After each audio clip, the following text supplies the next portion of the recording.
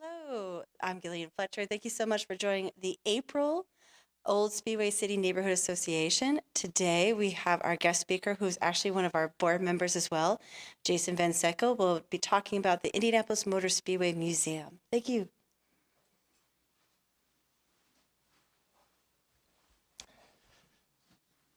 Hi, my name is Jason Vansickle. I'm a Vice President of Curation and Education at the Indianapolis Motor Speedway and also a board member here on the Old Speedway City Association.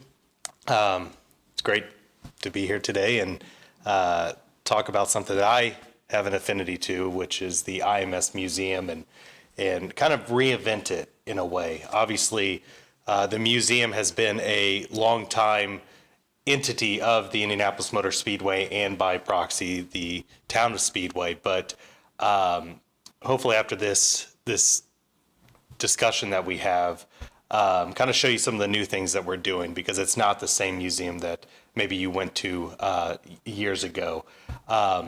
What I oversee, just a little bit about myself, I oversee the collection. Obviously, the vehicles are a large part of the Speedway Museum's collection, but also the non-vehicle items. So we have over 200 vehicles that range from 1896 all the way up until 2016.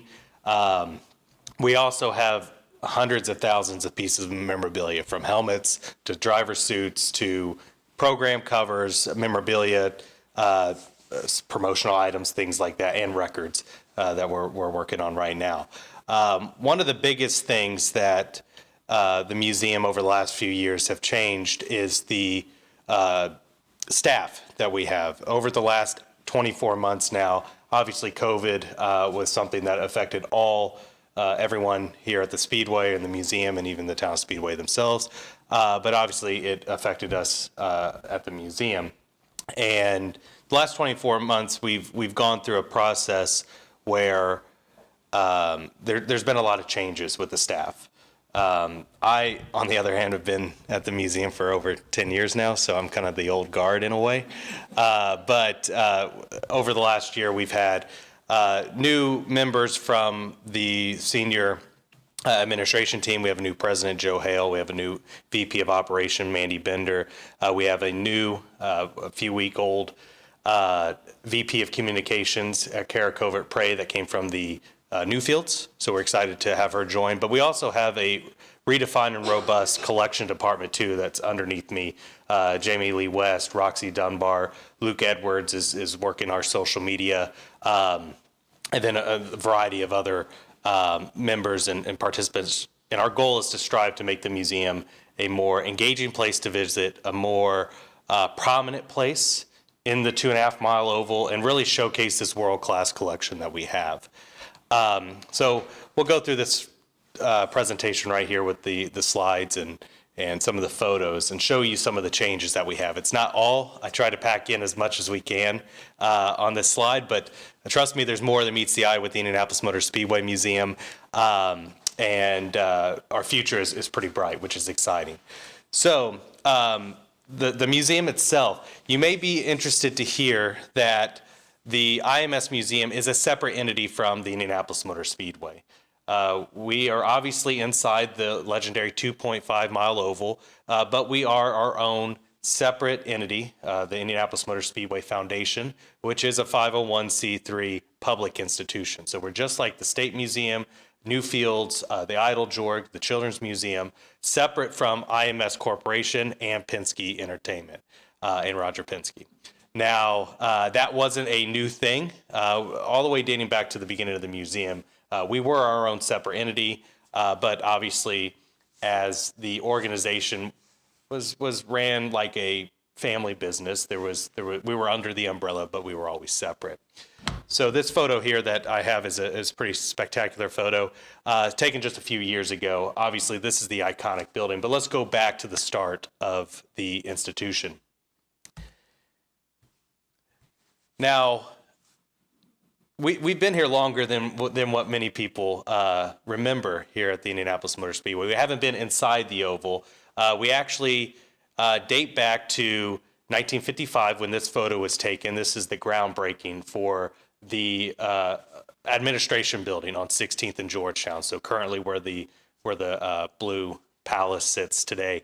Now, the museum was, we've tried to look back and see when the idea of having a museum started. There's kind of rumblings. Obviously, one of the big kickstart is after 1945, late 1945, when Tony Holman purchased the track with the help of Wilbur Shaw.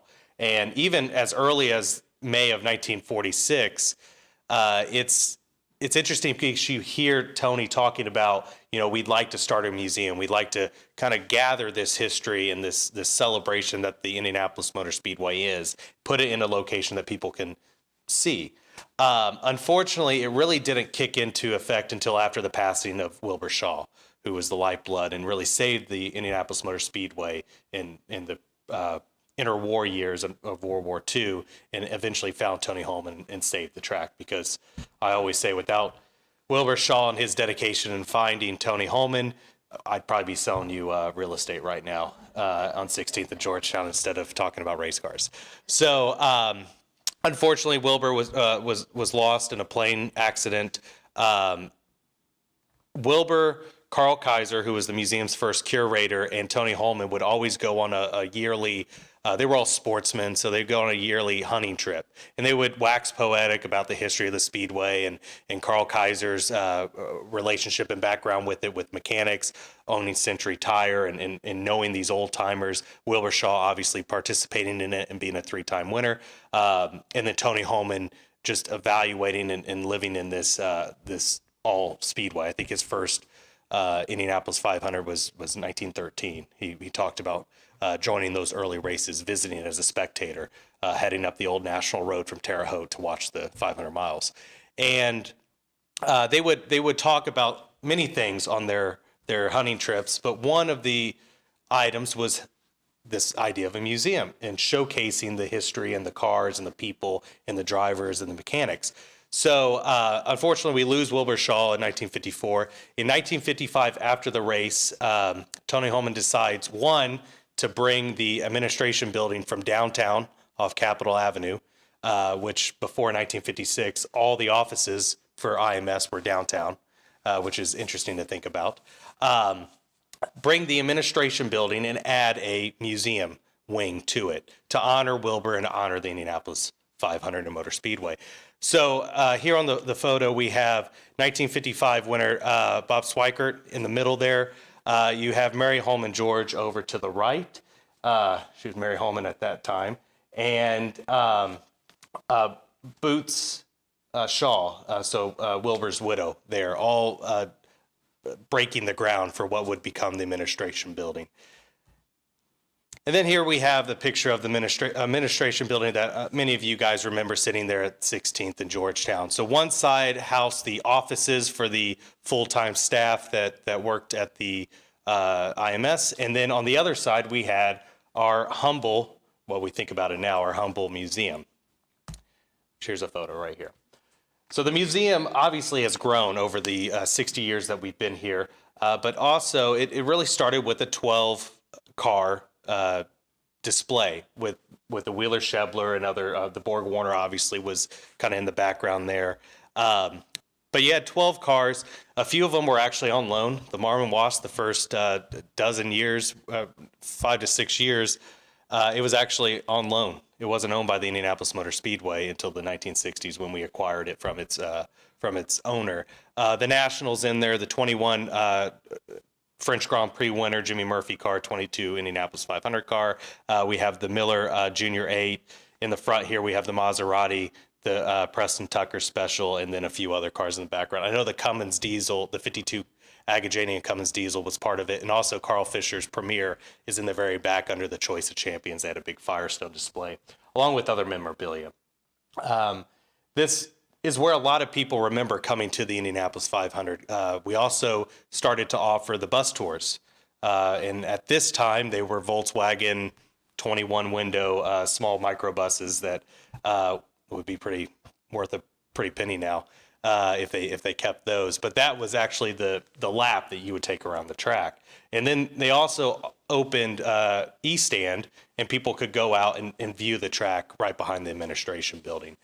In this, obviously, our museum grew, our collection grew. Tony Holman, under the same foundation, actually opened a museum in Terre Haute in 1960 called the Early Wheels Museum, where a lot of our Indiana-built passenger cars and non-Indianapolis 500 race cars were on display up until the 80s. But in 1974, they broke ground on our current building that we have today. And this is a more recent photo here. But 1974, they broke ground. In 1976, it was open to the public in April of 76. So it's our current location. This is an interesting picture because it kind of shows the diversity of the collection, if you will.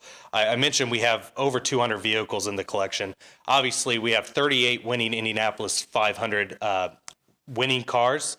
34 of those are in the collection. We do have a few on loan. So we have the Marmon Wasp, the 1961 Foyt Trevis in that photo. We also have other vehicles. We have the Corvette 57 Corvette SS, the blue number 1 there. That's a sports car, but it shows the diversity of the collection and other racing cars that we have in the collection. We also have the green car there is Augie Duesenberg's personal Model A. And if you know anything about the Duesenberg family, they were two brothers, Fred and August Duesenberg. They were German immigrants that moved over to the United States, fell in love with racing, started building Indianapolis 500 race cars in 1913, and then would eventually go on to win the 500 3 times in 24, 25, and 27 with Duesenberg-built cars. So they also made passenger cars, which were some of the most opulent luxury cars of the era. This is a Model A, so it's a little bit more subdued, but the Model Js were really ahead of their time, whether it's performance, luxury, and just overall speed. And then wrapping up this photo here, we have the Spirit of America. That's a land speed record, another vehicle that we have in the collection. A Cannonball Baker tribute bike, one that he would have run a similar bike in the first ever motorized race in 1909, in August of 1909, the motorcycle race, and then the Wheeler, Shevler, and Borg Warner in that photo there. But obviously, we're still inside the 2.5 mile oval. We do rotating exhibits from time to time. This is what you may have remembered the museum for the longest time, because quite frankly, it was pretty static. It would rotate from time to time. This is actually one of our first temporary exhibits back in 2011, where the staff at the time, along with Donald and the other staff members, attempted to bring either, whether it was our collection or on loan, all the winning Indianapolis 500 winning cars that still exist. So they found the majority of them, and this is just a small subsection. This looks like it goes from the 62 all the way until the early 2000s there in the background, but all the pre-62 cars were on the other end of the location. But for the most part, up until 2011, the museum was static. So if you were to come to the museum, you may have seen pretty much the same thing. Maybe a car left for a concours or event, but for the most part, there was really no reason for you to come back. Really starting in 2016, that started to change. And we're really ramping it up this year, and I'll talk about it in a little bit. But we started doing 2 major temporary exhibits a year starting in 2016. We obviously have our permanent exhibition, which are the winning Indianapolis 500 cars. But also, we've rotated since 2016, and we've honored drivers and other topics, the likes of Roger Penske, A.J. Foyt, the Unser family in 2018. We also started celebrating other topics and other highlights. So this is a photo of Frank Lockhart's 1928 land speed record car, a replica of that he would attempt to break the land speed record at Daytona Beach. The reason why we had that car in display was because it was part of our Indiana Automotive Exhibition. For the bicentennial of the state in 2016, we gathered over 40 Indiana-built passenger cars in the winter, and here's an example here. So in the foreground there's a few options of Duesenbergs there. Augie's is in the middle. There's a Model J to the right. We also had Allbirns, Cords, Studebakers, Waverleys, things like that. So this was really the start, along with the Roger Penske exhibit, the start of large temporary exhibitions. In 2019, we opened the Andretti Exhibition, celebrating the 50th anniversary of Mario's only Indianapolis 500 victory. But we looked outside of his, one of the things we do is look outside of his accomplishments here at the Speedway. We also bring in memorabilia, which you can see in the display cases there. We had his Formula One World Championship Lotus 78 in there. We had some Champ Dirt cars, some sprint cars. We also had his 84 championship car on display and quotes and things like that. Another neat part of this exhibition, we had a map that just looked at the amount of miles traveled by Mario in 1967 because he raced anything and everything. So we looked at the early part of the year where he went to Daytona, he went to Sebring, he went to Indianapolis, he went to Le Mans, he went to IRP, and all these other races in between, and really crisscrossed the world. And Mario did that until late in his racing career. Around 2020, we opened, after the Mario Andretti exhibit, we opened our From the Vault exhibit, really showcasing the vehicles that we have. And this was a big exhibition that showcases kind of the potpourri and the diversity of our collection from a car and memorabilia side. So just in this photo alone, you have Carl Fisher's 1905 Premier next to a Richard Petty 1992 short track car from his final year of racing. You have a Butch Hartman USAC stock car. You have Dodge Viper. You have Larry Basiglia's Vans. We had the Ferrari 250 LM that was on display. And then we had a variety of trophies, whether they're Rudolph Caracciolo trophies or various Speedway related trophies. COVID obviously shut us down for like most of the people. Most of 2020 was shut down.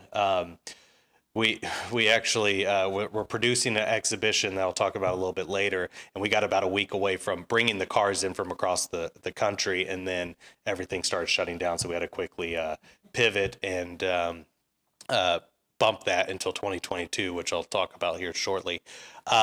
So we extended From the Vault. We changed the cars around.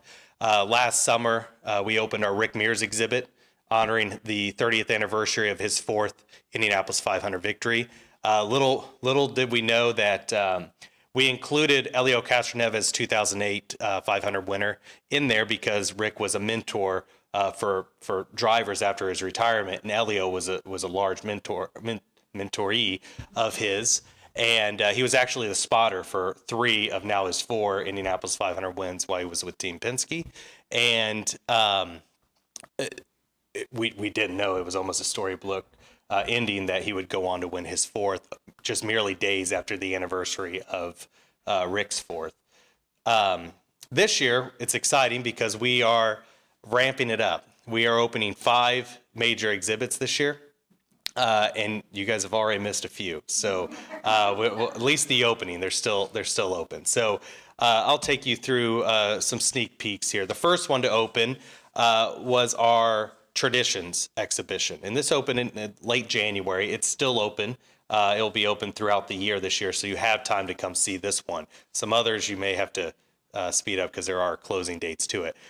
Traditions, we're excited for this exhibition because what makes the Indianapolis 500 so great is not only the 200 miles or 200 laps, 500 miles of heartbeat, thrilling on-track action, but the pageantry and the traditions, not only race morning, but the month of May itself. So we talk about icons like why 500 miles, the month of May, why do they spend most of the month practicing for this event? That now we talk about the GMR Grand Prix. We also talk about the Gordon Pipers, Carb Day, longtime seat holders, which is uniquely to the Indianapolis Motor Speedway and Indianapolis 500. A lot of fans, a lot of guests talk to us all the time about, my family have been sitting in the same area for decades. I myself have 50-year straight streaks of sitting in the same, attending the 500. So we wanted to talk about those. This is a small sneak peek here. This is more into the race morning. We have videos that are playing various different content on these. In this area, we talk about the Command, the Pace Car, the Wreath, the Borg Warner Trophy, Kissing the Bricks, the Milk, things like that. So that's just one section of this overall exhibit. It's about 5,000 square feet with some photo ops and things like that. In February, we opened our In Focus exhibition. And this one will close in June of 2022. So this is a short run exhibition. This is an interesting exhibition because we worked with the IMS photo department, and we asked them, you guys risk your life to take these photos of these race cars.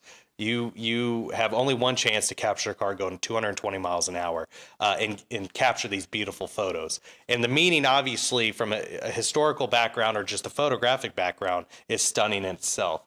What are those stories behind the camera, and how did it take you to capture that photo as the photographer? So we worked with 5 photographers and have our first ever photography exhibition called In Focus. So here's a few examples. So we talk about traditional photos like the qualifying photos after the driver qualifies. We talk about in the background there, you could see a contrast between a 1950s photo of the IMS photo team and then a 2021 photo. But there's QR codes and stories behind it, whether they're videos or they're transcripts of the photographer talking about what it took to capture that image in a blink of an eye. This is our winning 500 floor gallery right here, so that's a little bit different than the previous historical photo I showed you. Right now we have about 34 500 winning cars. Not all of them. Some are in our most recent exhibition, so I'll talk about that. But like I mentioned, the 500 winning cars, they're iconic to the Speedway. They're what the museum is about. That is the permanent exhibition that will always be on display. Last Friday, we opened our Roadsters to Records exhibit. And this exhibit is interesting because this is that exhibit we were planning for 2020, but unfortunately had to bump it to 2022. And Roadsters to Records highlights 12 years, 1960 to 1972. And this is just a short clip of it right here. When you look at those 12 years, the evolution, the design, the innovation, the grandeur of the Indianapolis Motor Speedway, the size of the event, all just exploded during those 12 years. And there's too much to talk about even in this exhibit, and we try to capture everything going on. And just this little area right here, we pit the beginning of the year. 1960 was the final year that 33 front-engine roadsters qualified for the Indianapolis 500 and raced the 500. 1961, Jack Brabham reintroduces the rear-engine car to the Speedway, and its success, it finished 9th, allowed more rear-engine cars to come back in, and it was kind of a new idea and against the old guard, which we call the champions in this area. So in the background, you have Foyt, Parnelli, Roger Ward, and Jim Rathman, the drivers that won pretty much from 1959 all the way to 1964, in some cases multiple times, against these rear-engine cars, the like Jack Brabham, Jim Clark, Dan Gurney, Smokey Yunick in some cases. So that's just one topic. We go into the engine design. We go into the what we call the international invasion that kind of coexists with the British invasion and the Beatles in 1964, which stayed at the Speedway Motel. The building of the Speedway Motel in 1963, how people watched the 500 on TV, radio. Well, really it went from radio to closed caption to our closed circuit to TV broadcast by 1971. And even the safety, what the drivers wore, from the driver suits to the helmet. Winning was filmed in 1968 and released in 1969.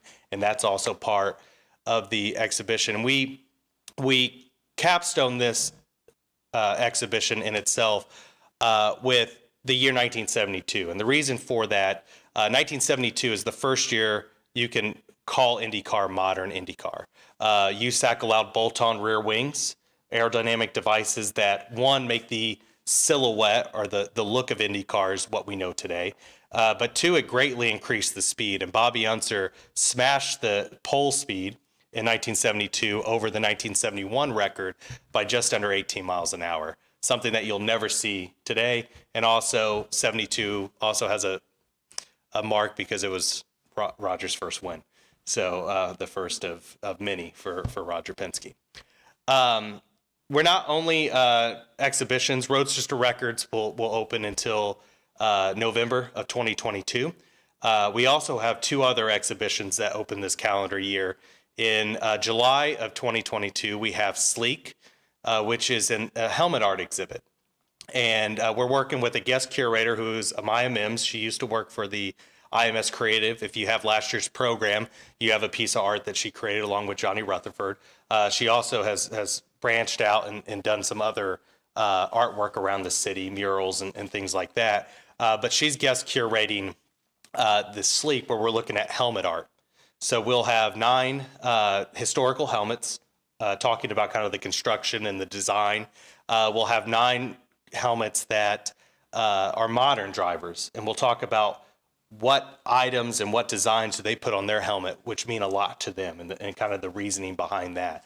And then we are reaching out. We just did a call to artists, announced a call to artists to have 9 helmets painted by local artists. So there's a community aspect feature into that exhibit, and that will open in July of 2020. And then replacing Roadsters to Records in November later this year is a exhibition. It's untitled right now. We're still working on it, but it's pretty much probably will be called Second. That exhibit will be more thematic. What we're looking to do is honor these drivers that spent their entire career, in some cases very successful, whether it be in IndyCar, be in other disciplines. In some cases, as car owners, were successful, but never had a chance to taste victory at the Indianapolis Motor Speedway. So we'll honor the likes of Rex Mays, Ted Horn, Dan Gurney, Scott Goodyear, more modern, Paul Tracy, drivers that obviously had success in a variety of different series, but never had a chance to be the victor and show really how difficult it is to win at the Indianapolis Motor Speedway. We do have a few outside programming that I'll talk about here. The more recent one or upcoming one is our Cars and Coffee series. We started a Cars and Coffee series back in 2016. It is the second Saturday of the month, starting from April until October. It's 8 to 11. We host it either on the Ims Museum lot inside the oval, or if there's something going on the track, we'll be across the street on at the IndyCar lot. But we, on average, have between 300 to 500 cars, ranging from a variety of classic cars to more modern vehicles. It's a free event. It's a community hangout. So we'd love to have you guys visit and check out the cool cars. We also have an Evening With series, and that is a rebranded speaker series. Before COVID, we had programming and speaker series where we have drivers come in, and it's about an hour and a half to 2 hour program. It is a paid event, a limited number. The next one, we just a few weeks ago had Al Jr. Come and talk to the group. On April 13th, we have Alexander Rossi. So 2016 Indianapolis 500 winner. There's still seats for that. It is filling up fast though. And then our Rick Meers event on May 25th is sold out. So we actually had to add more seats to that and have a larger audience for the demand. And then we look to have 3 to 5 more of those events in the fall, which that announcement will be made here soon. So always, and for the next few slides, always check our website, imsmuseum.org, to stay up to date. This is a photo of just a little bit of the area of our Cars and Coffee to give you an idea of the range of vehicles and just the size. I mean, last year, I think it was a COVID pent-up demand, but we had over 600 vehicles, which was massive. So 300 to 500 is very comfortable for us, so I like that number. We do offer tours of the Speedway with the caveat of the schedule is fluid because of track activity. So we do have a few different, I won't go into major detail because more detail is found on our website, but the Kiss the Brick tour is the staple tour. That is a 30-minute tour that allows you to go around the track on a bus. You get out at the yard of bricks, you hang out at the start-finish line, take your photo kissing the bricks, things like that. The prices are up there. It is free to members, which I'll talk about in a little bit. All these tours include museum ticket, so keep that in mind too. The golf cart tour is an interesting tour. It's a private tour. Depending on the size of the golf cart, it could be up to 3 people at minimum, or it could, in some cases, be up to 14 if you have a large group. The golf cart tour is a 90-minute private tour that takes you around not only the Speedway, the track itself, but other locations throughout the facility.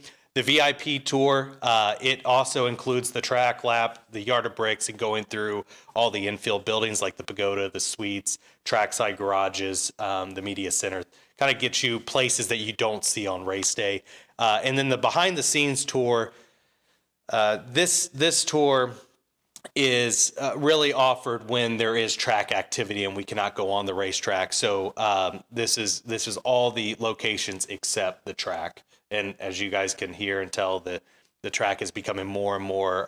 There's more and more activity that is coming into whether it's testing like we have in a couple days. Last week they were supposed to be testing. The weather kind of held them off, or other events and rentals. And finally, and I brought some brochures that are in the back if you're interested, but also this information is on our website. We offer memberships in a variety of levels of memberships and support. Like I mentioned, we are 501c3 not-for-profit, separate from IMS and Penske Entertainment.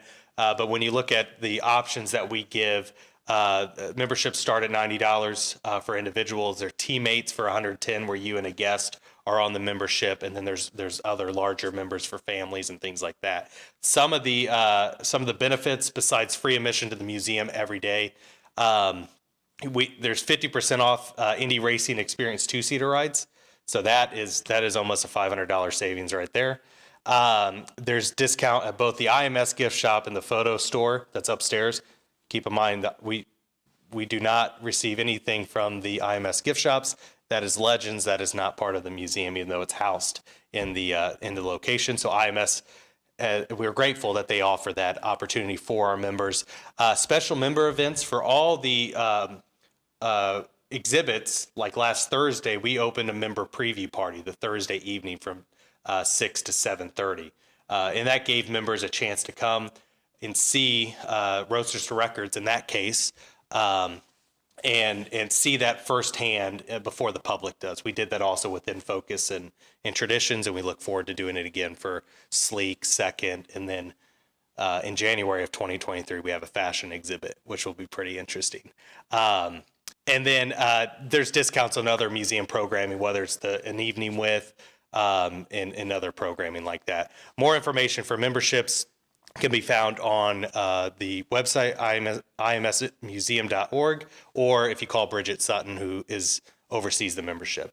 And finally, just our hours and our basic ticket price just to see the museum. We're open 363 days of the year, closed Thanksgiving and Christmas, and then the prices are there. So we also offer a basement tour, which is pretty new. So we have over 140 vehicles in the basement that are not on display. That is something new. The basement has tended to have a mystique around it. And since 2020, we've offered that to the public.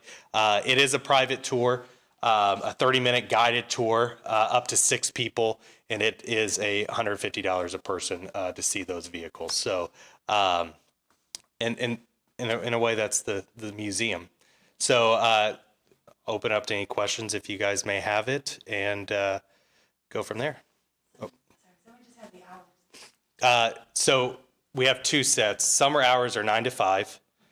Winter hours are 10 to 4. And winter hours start in November and go till March. So now we're in the summer hours. Why 500 miles? Why 500 miles? So when the track was built in 1909, they had multiple races throughout the 1909 and 1910 weekend events. So August 9th was a 2-day motorcycle event. The first day was Friday the 13th, and it was washed out. The next weekend was an automotive event. They paved the track with 3.2 million bricks the fall of 1909, but then they had multiple race weekends throughout the summertime in 1910. And throughout those, the attendance was dwindling. So Carl Fisher, Arthur Newby, Frank Wheeler, and James Allison got together and decided in late 1910, we need to do one major event that will bring people in and really allow the Speedway to stand out. And Carl Fisher was a bit of he was a promoter. He was a madman in some capacity. He was nicknamed the Hoosier Barnum for P.T. Barnum. And he wanted to have a 24-hour race where they would light the track up with Presto Light, Celine headlights at the time that Fisher and Allison produced, and have this 1,000-mile endurance race on the oval. James Allison, they were a perfect business partners, because where Fisher would shoot to the moon, Allison knew how to reel him back and kind of figure out the middle, and probably the better idea. So after some back and forth where Fisher said, okay, well, why don't we do a 10-hour race or a 1,000-mile race? Allison suggested, why not 500 miles? The reason for that was 500 miles would last an afternoon at that time. It took Ray Haroon 6 hours and 42 minutes to win the first Indianapolis 500 in 1911 at just under 75 miles an hour. And they selected Memorial Day because it was the haying season for farmers. And it was after they planted, and they really didn't have to tend the crops, so you could have more attendance. So that's why they stuck with 500 miles on what we now call Memorial Day. Any other questions online? Well, thank you. I appreciate the time. And like I said, come check out the museum, because there's a lot of great things going on and great momentum there, and love to show you guys around. Thank you.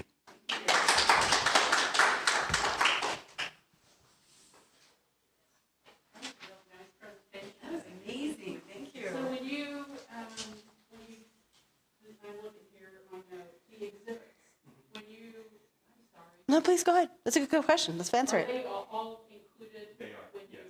you go to So- the museum? So anything that's on exhibit, you can go see any of it? Yes. The only thing that changes is obviously the basement The tour. basement, And yeah. the tours are, the track tours are an upcharge.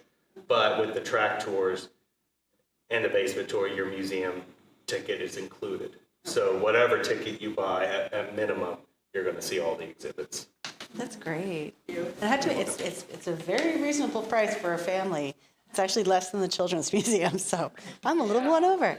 If you guys don't mind just sticking around, we are going to go through our agenda for our meeting, if that's okay. There's just a couple things I want to get over across so that people online can hear, and also you guys here can also get. So first off, I know in the past we have been trying to share our minutes, because we had in the past been able to vote and approve our minutes, but we're still having a smaller in-person crowd. So I did show, and I did add January, February, and March. I have talked about this, but I am going to send this as an email and ask for our members to give me a vote to approve. But I just wanted to share this with you guys, just so you see the past 3 months of what we've talked about. For our financial report, Barb, was there any addition to our report? Same amount? Do you mind saying that for Janet, though? What is it? Same as in March, $2,900. $2,913.50. Thank you. Okay. While Jason was giving our meeting, I just got an email. Tammy Smith from Parks and Rec is going to be our May speaker. So that's great. She has always been so nice to come, usually in May, or sometimes even in April, and just tell us all the great things that she has planned for our summer. So in May, which will be the 2nd, Tammy Smith from our Speedway Parks and Recs is going to be our speaker. We have voted as a board, and we are going to hold our block party for our June meeting. And so we had thought it would be best, because we are going to look at a couple of different places, that having our June meeting as our block party would be great. It's a Monday, and we're thinking about having it from our usual time of 6 to 8. So to be announced is our location. But we thought that would be an awesome thing to bring back. Hopefully we can get our members to come join us, and then also we could have our neighbors come join us as well. In August, Janet is going to be our speaker. She is leads the Buy Nothing movement, so Buy Nothing Speedway. So she'll be talking about what that means and how, if you want to participate. And we thought that would be actually a very good thing to talk about before we do our community sale in September. So as you see, we very thankfully have a lot of things planned for the next couple months. July, we usually don't have a meeting.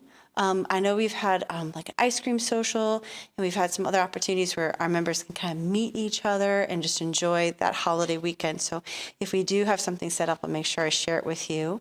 And the only thing else I wanted to say, because today was the last day to register to vote for the Indiana primary, but we are going to have our candidate forum in October. We usually do try to hold this when we get to a general election that actually affects, voters in Speedway. So unfortunately, if you had not registered today, you won't be able to vote for the primary, but you have until October 22nd to register to be able to vote in November. So I'll make sure I share that information. I was working on my newsletter and I didn't get it out in time for today, but I do have a lot of information that could help you either as a voter in Speedway and then some other things that are happening. I did make sure to add once again our discounts for our membership for 2022. So if you have not taken advantage, there are a lot of our local businesses that are giving us some great discounts.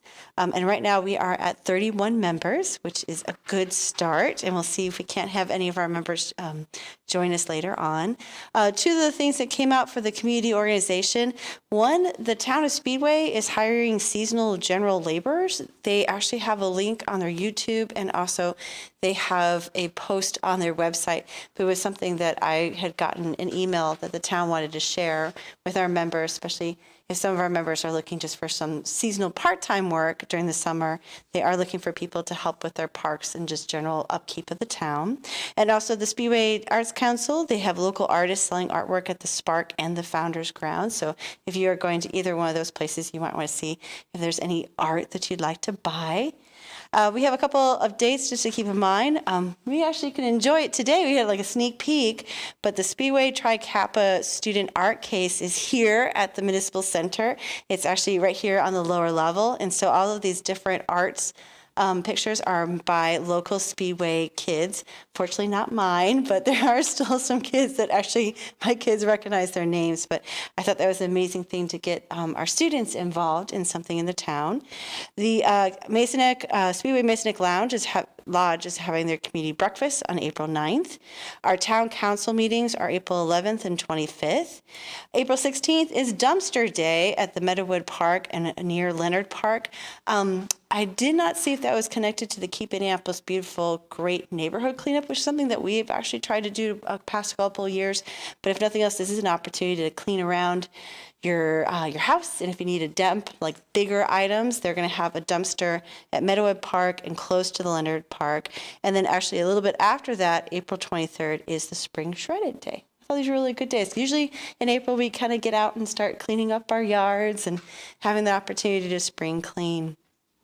I just wanted to remind you guys, our board meeting this year is for April is actually going to be the 25th.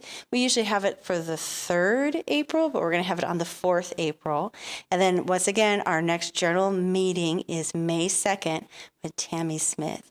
At this time, I'd like just to open it up if anybody else had any other community announcements. Yes. So I was just confused about the minutes. Were they approved? No, they have not been approved. Okay.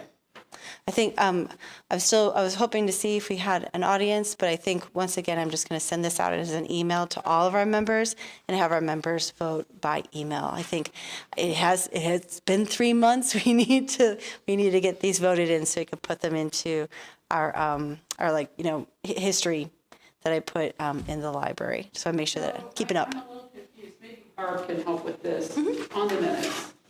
Do we have to have members, Barb, like all the members vote on the minutes? No. What do we need? 10%. Yeah. 10%? So if we have 31 members, that means 3 people can vote.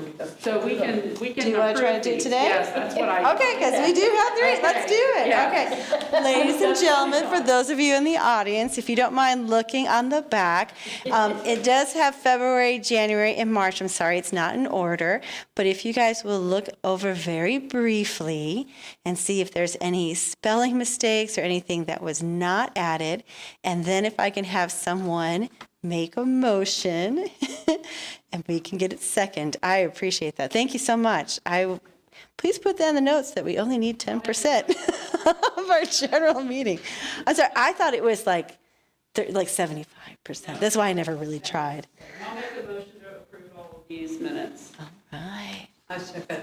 Thank you. All those in favor of approving our March, February, and January notes as they stand? All those that approve, say aye. Aye. Any opposed? Thank you so very much. That's awesome. Check. Done. Was there anything else from the community that anybody need to share? All right. Thank you so very much for your attention. Thank you so much, Jason. That was an amazing presentation. Once again, there are brochures in the back. There's actually a calendar of our meeting times if you need it. And there are some brochures. If you'd like to take any and share with your neighbors, you're more than welcome to. Thank you, everybody. Have a great night.